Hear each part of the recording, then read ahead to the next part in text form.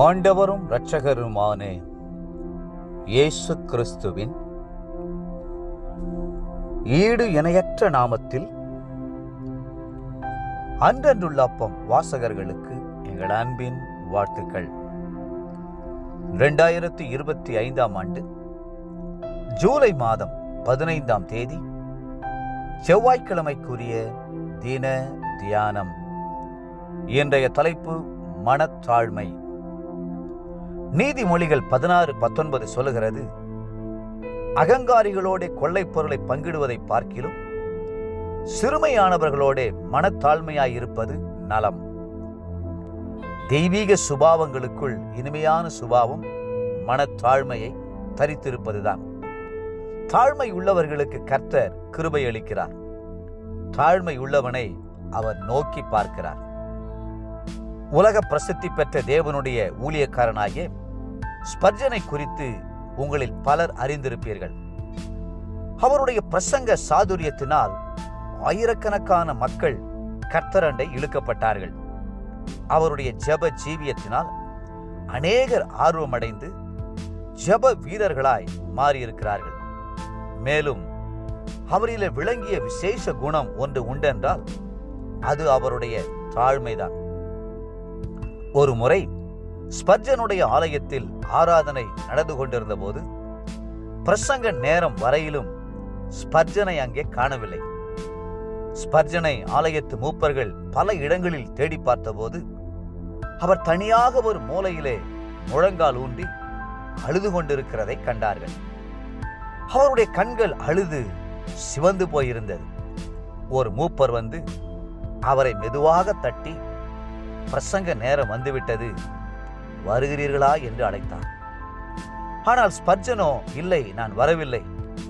நான் எவ்வளவோ பிரசங்கித்தும் கூட போதுமான அளவு மக்கள் இன்னும் ரட்சிக்கப்படவில்லை.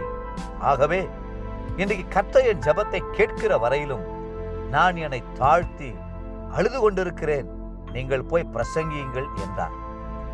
மூப்பர் ஒருவர் வேறு வழியில்லாமல் பிரசங்க பீடத்தில் ஏறி தனக்கு தெரிந்த கர்த்தருடைய வசனங்களை பிரசங்கிக்க ஆரம்பித்தார்.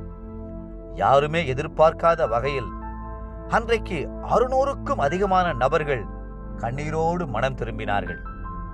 நீங்கள் எவ்வளவு கர்த்தருடைய சமூகத்தில் உங்களை தாழ்த்துகிறீர்களோ அவ்வளவு உயர்த்தப்படுவீர்கள். வேதம் சொல்லுகிறது, லூக்கா 14:11, தன்னைத்தான் உயர்த்துகிறவனும் தாழ்த்தப்படுவான், தன்னைத்தான் தாழ்த்துகிறவன் உயர்த்தப்படுவான். விவேகி ஆபத்தை கண்டு மறைந்து கொள்கிறான், பேதைகள் நெடுக போய் தண்டிக்கப்படுகிறார்கள். தாழ்மைக்கும் கர்த்தருக்கு பயப்படுதலுக்கும் வரும் பலன் ஐஸ்வர்யமும் மகிமையும் ஜீவனுமாம். நீதிமொழிகள் 22ஆம் அதிகாரம் 3-4 வசனங்கள். இயேசு சொன்ன வார்த்தைகளை மறந்து போகாதேயுங்கள்.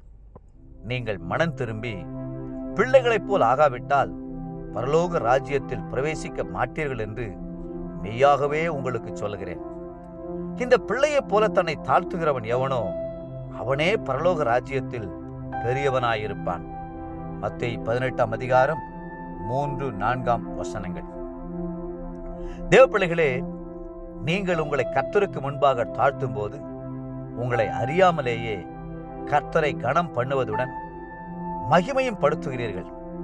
அவருடைய ராஜரீகத்தின் ஆளுகையை ஏற்றுக்கொள்கிறீர்கள். ஆகவே அவர் உங்களை கனம் பண்ணி ஆசீர்வதிப்பார். இன்றைய நினைவிற்கு மீகா 6ஆம் அதிகாரம் 8ஆம் வசனம். உன் தேவனுக்கு முன்பாக மனத்தாழ்மையாய் நடப்பதை அல்லாமல் வேற எண்ணத்தை கர்த்தர் உன்னிடத்தில் கேட்கிறார். இன்றைய வேத வாசிப்பு காலை சங்கீதம் 13, 14 மற்றும் 15ஆம் அதிகாரங்கள். மாலை அப்போஸ்தலருடைய நடபடிகள் 19ஆம் அதிகாரம் 21ஆம் வசனத்திலிருந்து 41ஆம் வசனம் முடிய.